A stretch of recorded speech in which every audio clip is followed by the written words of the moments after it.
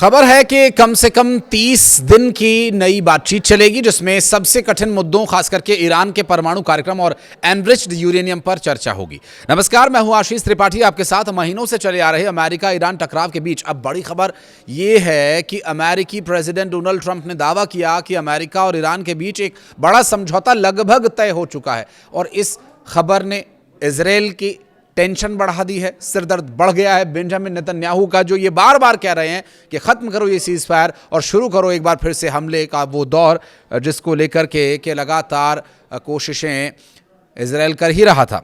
बहरहाल इस पूरे मामले में युद्ध खत्म होने की जो दिशा दिखाई दे रही है उस पर बात तभी आगे बढ़ेगी जब डोनाल्ड ट्रंप और ईरान के बीच ये डील फाइनल हो जाएगी। आपको बता दें कि दुनिया के सबसे अहम समुद्री रास्तों में से एक होर्मुज स्ट्रेट भी एक बार फिर खोले जाने की संभावना है। ट्रंप ने अपने social media platform truth social पर लिखा कि अमेरिका, ईरान और कुछ अन्य देशों के बीच एक बार फिर समझौता काफ़ी हद तक तय हो चुका है।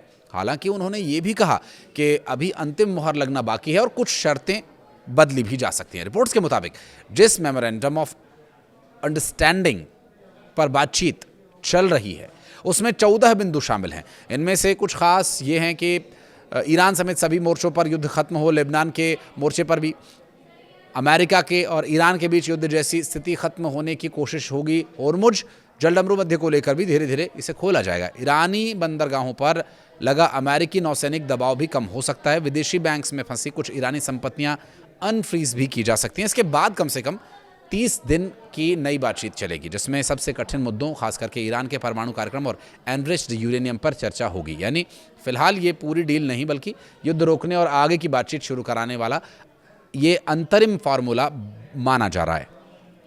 दरअसल ट्रंप ने ये कहा कि होर्मुज खुलेगा, वहीं ईरान की सरकारी न्यूज़ एजेंसी फार्स न्यूज़ ने इस दावे को चुनौती दे दी है। ईरानी रिपोर्ट के मुताबिक होर्मुज पर नियंत्रण ईरान के हाथ में ही रहेगा और ट्रंप का जो फ्री पैसेज वाला दावा है वो हकीकत से मेल नहीं खाता है कहना है।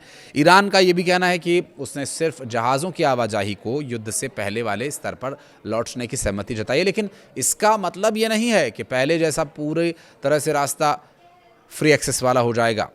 यानी जिस बात को ट्रंप बड़ी सफलता बता रहे हैं वहीं ईरान उसे अलग तरीके से पेश कर रहा है। CNN ने पूरे मामले से जुड़े एक व्यक्ति के हवाले से ये बताया कि सहमति पत्र के जिस ड्राफ्ट को अंतिम रूप दिया जा रहा है उसे लागू होने पर ईरान के साथ दुश्मनी खत्म हो जाएगी, जिसके चलते साथ ही होर्मुज स्ट्रेट जो है वो एक बार फिर से धीरे धीरे खोल दिया जाएगा। ईरान के बंदरगाहों पर अमेरिकी नेवी की नाकेबंदी भी खत्म समझिए, क्योंकि अमेरिका और ईरान के बीच जो प्रस्ताव के ताज़ा मसौदे के अनुसार होर्मुज ईरान के ही नियंत्रण में रहने की बात कही जा रही है। फार्स न्यूज़ ने भी कहा कि होर्मुज फिर से खोलने के बारे में ट्रंप का जो दावा है वो दावा ही है, उसे धरातल पर आप न के बराबर ही समझिए, क्योंकि आउटलेट ने ये भी कहा कि ईरान ने जहाज़ों की संख्या को युद्ध के पहले के स्तर पर वापस लाने की मंजूरी दे दी है, लेकिन ये मतलब नहीं है इसका कि युद्ध से पहले जो आवाजाही है वो पूरी तरह से सामान्य मानी जाए, क्योंकि ये सामान्य तभी होगी जब स्थिति सामान्य होगी। इस पूरी बातचीत में पाकिस्तान और कतर दोनों बैक चैनल्स के माध्यम से मध्यस्थ की भूमिका निभा रहे हैं।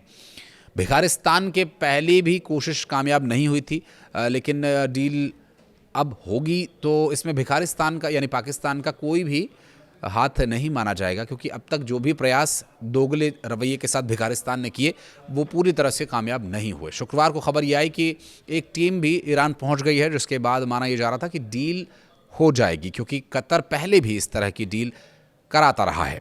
वहीं दूसरी तरफ पाकिस्तान की आर्मी का जो चीफ है आसिम मुनीर तेहरान में बातचीत करके वापस लौट आया है। ईरान के विदेश मंत्रालय ने भी कहा फिलहाल बातचीत का फोकस जंग खत्म करने पर है, परमाणु मुद्दे पर नहीं। ट्रंप की घोषणा पाकिस्तानी सेना प्रमुख जनरल आसिम मुनीर के इसी सप्ताह ईरान के दौरे के बाद हुई। आसिम मुनीर का ईरान दौरा शनिवार को ही खत्म हुआ। पाकिस्तानी सेना की मीडिया विंग ने मुनीर की ईरान यात्रा को बेहद कामयाब बताया। बयान में कहा गया कि इस दौरे में किसी अंतिम सहमति तक पहुंचने की दिशा में उत्साहजनक प्रगति हुई है।